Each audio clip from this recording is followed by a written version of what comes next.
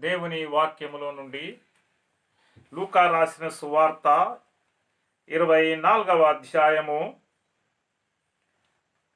44వ వచనాన్ని మనం చదువుదాం. అంతటా ఆయన మోషే ధర్మశాస్త్రములోను ప్రవక్తల గ్రంథములోను కీర్తనలోను నన్ను గూర్చి వ్రాయబడినవన్నీ నెరవేరవలనని నేను మీ యొద్ద ఉండినప్పుడు మీతో చెప్పిన మాటలు నెరవేరినవని వారితో చెప్పెను. పిల్లారా, యేసుక్రీస్తు ప్రభువు ఈ లోకంలో బోధిస్తూ ఉన్నప్పుడు ఆయన అనేక సార్లు మోషే ధర్మశాస్త్రం యొక్క సందేశాన్ని ఇస్తూ వచ్చాడు. అనేక సార్లు మోషే ధర్మశాస్త్రం నందలి ఆ యొక్క విషయాలను ఆయన బోధించినట్టుగా మనం చూస్తూ ఉన్నాం. మోషే ధర్మశాస్త్రానికి మన ప్రభు యొక్క బోధలో ఎంతో ప్రాముఖ్యత కనబడుతూ ఉన్నది. పిల్లల బైబిల్ గ్రంథములు అంతటిలో కూడా పాత నిబంధనల మోషే, కొత్త నిబంధనలో పౌలు గారు ఎంతో ప్రాధాన్యత కలిగిన వ్యక్తిగా మనకు కనబడుతున్నాడు. పాత నిబంధన అంతయు కూడా ఆదికాండం మొదలుకొని మలాకీ గ్రంథం వరకు మోషే యొక్క ధర్మశాస్త్రము పిల్లల ప్రాధాన్యత సంచరించుకున్నట్టుగా మనం చూస్తూ ఉన్నాం. అవును, మోషే ద్వారా రాయబడిన ధర్మశాస్త్రమును నెరవేర్చుటకే మన ప్రభు అయిన యేసుక్రీస్తు సిలువలో మరణించినట్టుగా మనం చూస్తూ ఉన్నాం. పిల్లారా, ఈ మోషే ఎవరు? ఈ మోషేను గూర్చి ప్రభు మాటి మాటికి అనేక సార్లు జ్ఞాపకం చేసినట్టుగా చూస్తూ ఉన్నాం. ఈ మోషే ఎవరు అని చూసినట్టయితే పిల్లారా, మోషే అమ్రాము యొక్కెబెదు అను లేవి కుటుంబంలో జన్మించిన వాడు.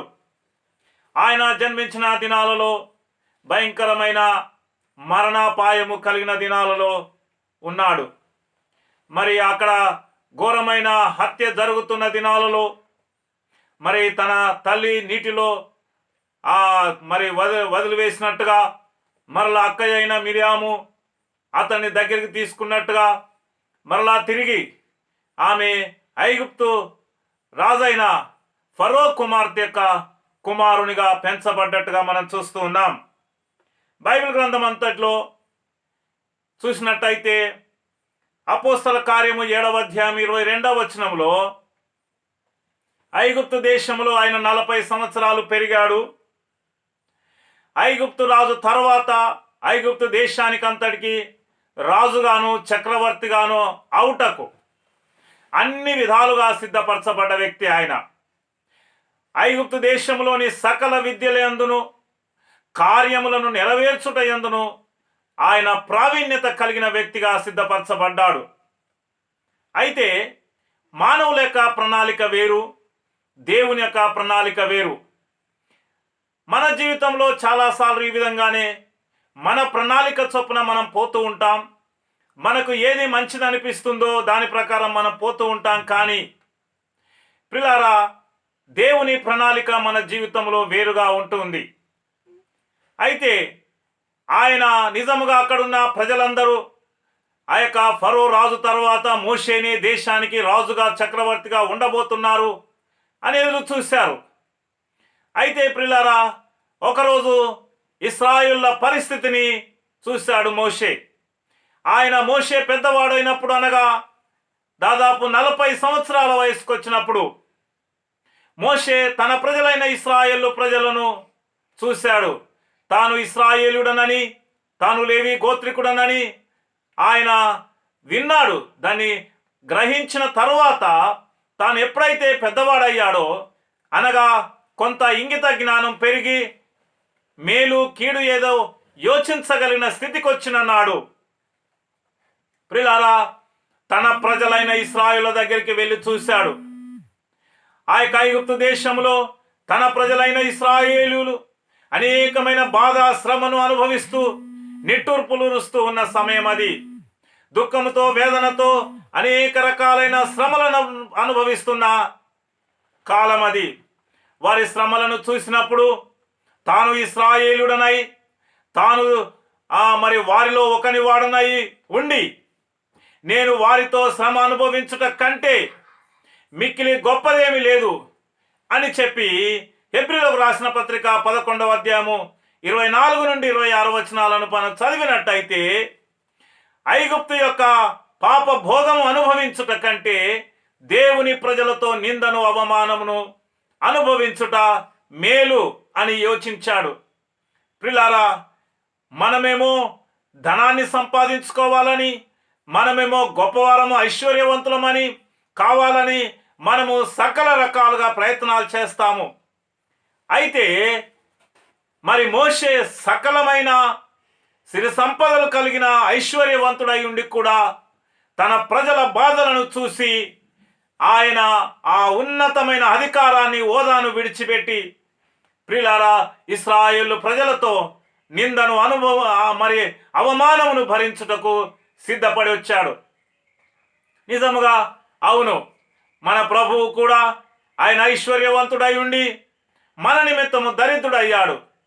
ఆయన మహిమాలోకములో ఉండవలసిన వాడై ఉండి మానవులమైన మన కొరకు మనల్ని రక్షించడానికి, మన నిందను, మన అవమానమును, మన పాపమును, మన శాపమును భరించడానికి ఆ ఉన్నతమైన లోకము నుండి ప్రియులారా భూమి మీదికి తను తాను రిక్తునిగా చేసుకొని దిగి వచ్చాడు.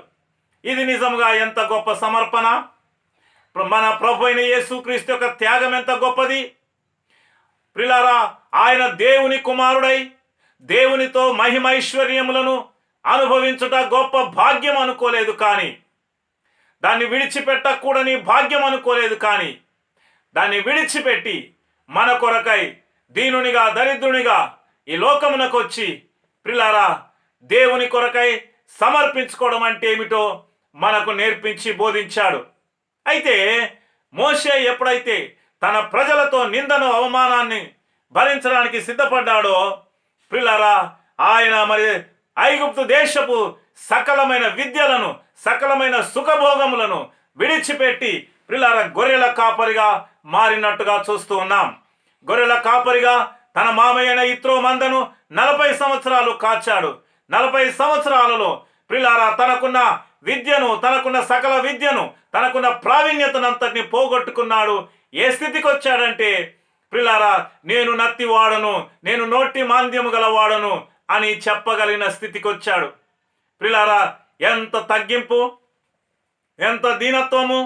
ప్రియులారా ఇక్కడ గమనించండి, ఆయన మరి ఆ యొక్క తాను గొర్రెల కాపరిగా ఉన్నప్పుడు మండుచున్న పొదలో నుండి ప్రియులారా ఆయన దేవుని యొక్క స్వరాన్ని విన్నాడు. మొట్టమొదటిసారిగా ఇదిగో సైన్యములకు అధిపతియగు యెహోవా నేను ఉన్నవాడను అనువాడనై ఉన్నానని మోషే ద్వారా తాను బయలుపరుచుకున్నాడు.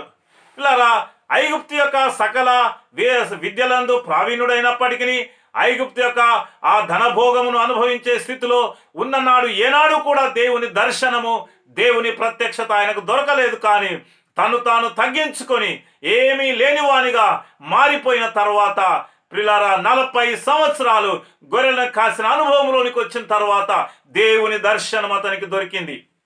ప్రియులారా మనము మనకున్న దాన్ని బట్టి అతిశయించితే దేవుని సన్నిధిని పోగొట్టుకుంటాం. మనం ఉన్నదా, అందుకనే దేవుని వాక్యం చెప్తుంది, జ్ఞాని తన జ్ఞానమును బట్టి అతిశయించొద్దు, అదేవిధంగా శూరుడు తన శౌర్యమును బట్టి అతిశయించొద్దు. అతిశయించువాడు దేనిని బట్టి అతిశయించాలి అనగా నీతి న్యాయములను జరిగించు యెహోవాను నేనే అని తెలుసుకొనుటను బట్టి అతిశయించాలి అని రాయబడింది. దేనిని బట్టి అతిశయిస్తున్నావు నీవు? దేనిని బట్టి? నీ జ్ఞానమును బట్టి అతిశయిస్తున్నావా? నీ శౌర్యమును బట్టి అతిశయిస్తున్నావా? నీ ఐశ్వర్యమును బట్టి నువ్వు అతిశయిస్తున్నావా? అది లోకములోని అది అతిశయము కావచ్చు, కానీ దేవుడు అంగీకరించే అతిశయం ఏమిటంటే మనల్ని సృష్టించిన సర్వకృపాని ఎదుగు దేవుడు ఆయనేనని, నీతి న్యాయములను జరిగించు దేవుడు ఆయనేనని ఆయనను పరిశీలనగా తెలుసుకొనుటను బట్టి మనం అతిశయించాలి. ఆయనను ఎంతగా తెలుసుకొనుటను బట్టి అంతగా మనం అతిశయించాలి. ప్రియులారా ఇక్కడ మోషే మరి ఆ యొక్క మండుచున్న మొద దగ్గర దేవుని దర్శనం దొరికింది. ఒకసారి మోషే మండుచున్న పొదను చూశాడు. ఆ ప్రియులారా ఇక తన హృదయం అనే పొద మండడం ప్రారంభమైంది. తన హృదయము దేవుని కొరకై మండడం మొదలైంది, దేవుని చిత్తము కొరకై మండడం మొదలైంది. ప్రియులారా ఆ తర్వాత 40 సంవత్సరాలు దేవుని మోషే హృదయము మండుతూనే ఉన్నది. ఈరోజు నీ హృదయం ఏ స్థితిలో ఉన్నది? నీ హృదయం ఏ స్థితిలో ఉంది? దేవుని వాక్యం చెబుతుంది, బలిపీఠం మీద దీపము అగ్ని ఆరిపోవద్దు, అది అగ్ని మండుతూనే ఉండాలి. దేవుని బిడ్డలారా, మరి బలిపీఠం అనగా మన హృదయాలు దేవుని కొరకాయ మండుతూనే ఉండాలి. దేవుని చిత్తము నెరవేర్చుట కొరకాయ, దేవుని రాజ్యపు పని కొరకాయ, దేవుని కొరకాయ సమర్పించుకున్నటకాయ. ఏ విధంగా? మన సమయమే కావచ్చు, మన డబ్బే కావచ్చు, మన జ్ఞానమే కావచ్చు, మన సమయమే కావచ్చు, ఏదైనా సరే దేవునికి త్యాగము చేసి ఈ భూలోకములో బ్రతికిన కొద్ది దినాలు దేవుని రాజ్యము కొరకు, నీతి కొరకు, సమాధానం కొరకై దేవుని రాజ్యములో మనం పాలివారంగా ఉండాలి. ఏ విధంగానైనా సరే నేను దేవుని పనిలో నేను చేతులు కలపాలి అని నీ హృదయం మండుతుందా? లేకపోతే నీ హృదయము దేవుని పని కొరకై చల్లారిపోయిన స్థితిలో ఉన్నావా? ఎప్పుడైతే మండుచున్న పొదలో మోషే ఆ యొక్క దర్శనాన్ని చూశాడో, ఆ పొదలో నుంచి దేవుని యొక్క స్వరము విన్నాడు. అది ఇక 40 సంవత్సరాలు మోషే హృదయాన్ని మండిస్తూనే ఉన్నది. ఒక రోజు కాదు, 2 రోజులు కాదు, దేవుని కొరకై ఎడతెగని తీవ్రత, ఎడతెగని మంట కలిగిన వాడై దేవుని సేవలో అనేక లక్షలాది మంది ప్రజలను నడిపించడానికై ఆయన వాడబడ్డాడు. ఈ సంగతులన్నీ మనకు తెలుసు. అయితే దేవుని వాక్యం ఏం చెప్తుందంటే, ప్రియులారా, ఆయన దేవుని ఇల్లంతటిలో నమ్మకమైన వాడు. దేవుడే సాక్ష్యం ఇస్తూ ఉన్నాడు. దేవుని ఇల్లంతటిలో నమ్మకమైన వాడు. దేవుని నమ్మకమైన వారి కొరకు దేవుడు కనిపెడుతూ ఉన్నాడు. దేశమందు నమ్మకస్తుల కొరకు ఆయన కనిపెడుతూ ఉన్నాడు. దేవుని వాక్యం చెబుతుంది, నమ్మకమైన వారికి మెండుగా దీవెనలు ఉన్నాయి. ప్రియులారా, దేవునికి నమ్మకంగా ఉందాం, దేవుని సేవకులకు నమ్మకంగా ఉందాం. ప్రియులారా, మన పైన అధికారులకు మనం నమ్మకంగా ఉందాం. ఉద్యోగం చేసే దగ్గర అధికారులకు నమ్మకంగా ఉండాలి. ప్రియులారా, భార్య భర్తకు నమ్మకంగా ఉండాలి, భర్త భార్యకు నమ్మకంగా ఉండాలి.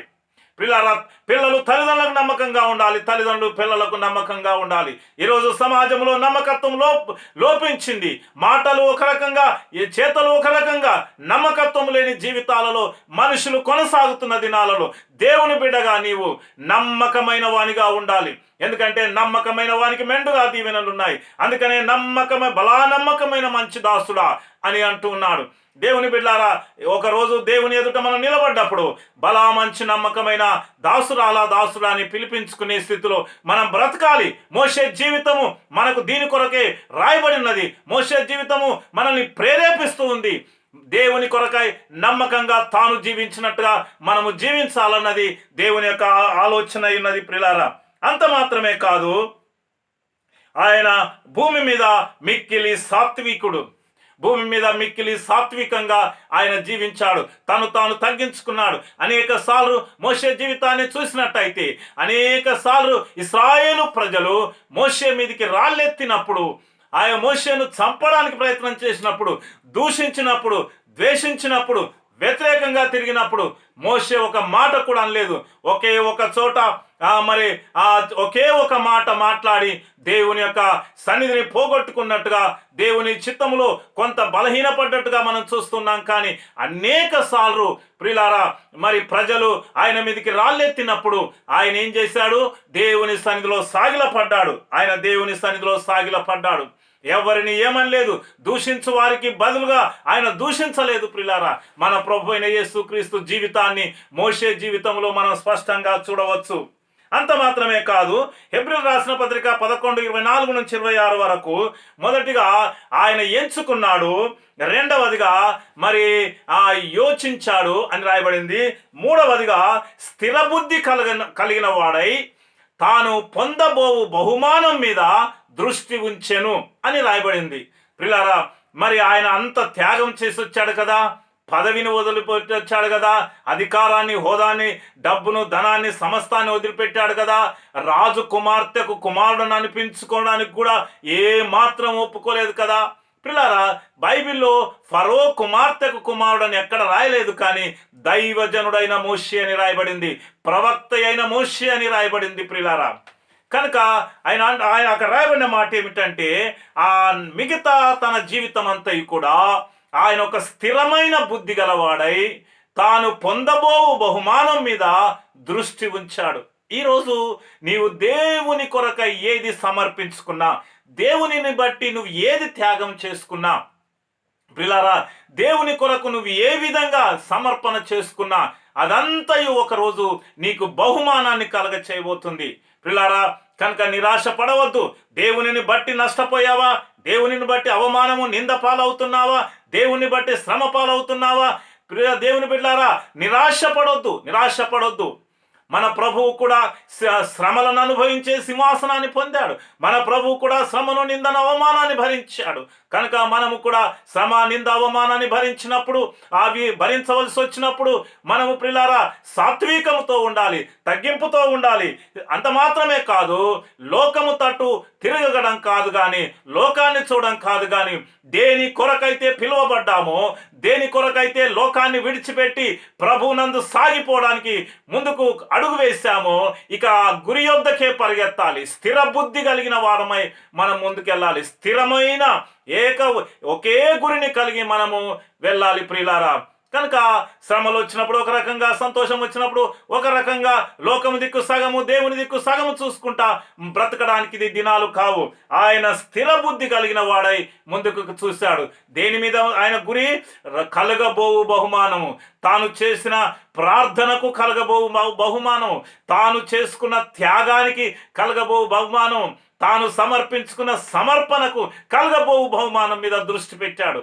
ఈరోజు నీకు నాకు అది మంచి మాదిరి అయి ఉన్నది ప్రియులారా. అందుకనే ప్రభు అన్నాడు, ఇదిగో మీ పౌరసత్వం పరలోకమందున్నది, మీరు కింది ఉన్న వాటి మీద మనస్సు ఉంచుకొనకండి, పైన ఉన్న వాటి మీద మనస్సు పెట్టండి అని రాయబడి ఉంది. ప్రియులారా, ఈనాడు ప్రభుని అంగీకరించిన మన యొక్క విలువ లోకమునకు తెలియదు.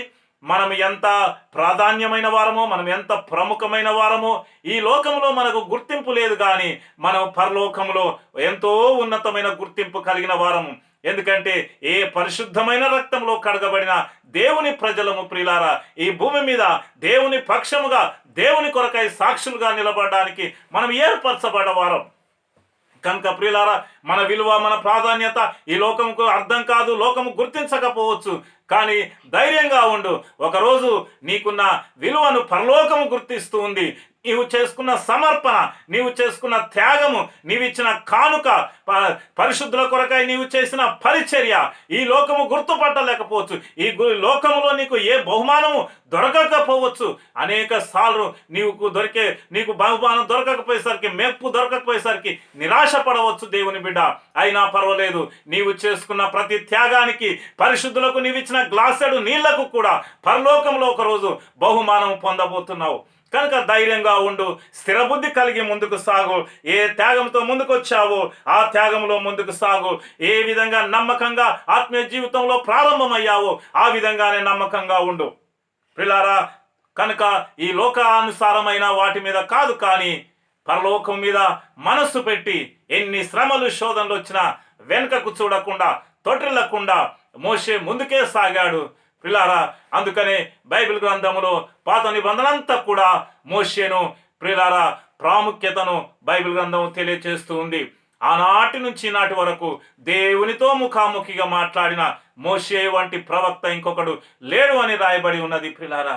కనుక మోషే జీవితంలో నుంచి ఆత్మీయ సుగుణాలు, మోషే జీవితంలో నుంచి నీకు కావలసిన మాదిరికరమైన లక్షణాలు నీవు నేర్చుకొని ముందుకు సాగుదువుగాక ప్రియులారా. ఆయన అన్నిటిలో ప్రవీణుడైనప్పటికీ వాటన్నిటిని స్వచ్ఛందంగా వదులుకున్నాడు. అంతేకాదు, దేవుని బిడగా తాను నమ్మకంగా జీవించాడు. కాదు, భూమి మీద మిక్కిలి సాత్వికంతో బ్రతికాడు ప్రియులారా. దేవుని రాకడ కొరకై దేవుని పనిలో వెనుకంజ వేయకుండా ముందుకు సాగాడు ప్రియులారా. ఏదైతే గురి పెట్టుకొని బ్రతికాడో స్థిర బుద్ధి గలవాడై జీవితాంతం వరకు కూడా ఆ విధంగా బ్రతికాడు. మోషేను చూస్తూ, మోషేను మాదిరిగా కలిగి, మోషేను ప్రియులారా ఒక రోల్ మోడల్గా కలిగి నీవు జీవించినట్టయితే దేవుని రాజ్యంలో నీవు మోషే వలె ప్రకాశిస్తావు. దేవునికి మహిమ కలుగునుగాక. అలాంటి కృప నీకు కలుగునుగాక. ఆమేన్.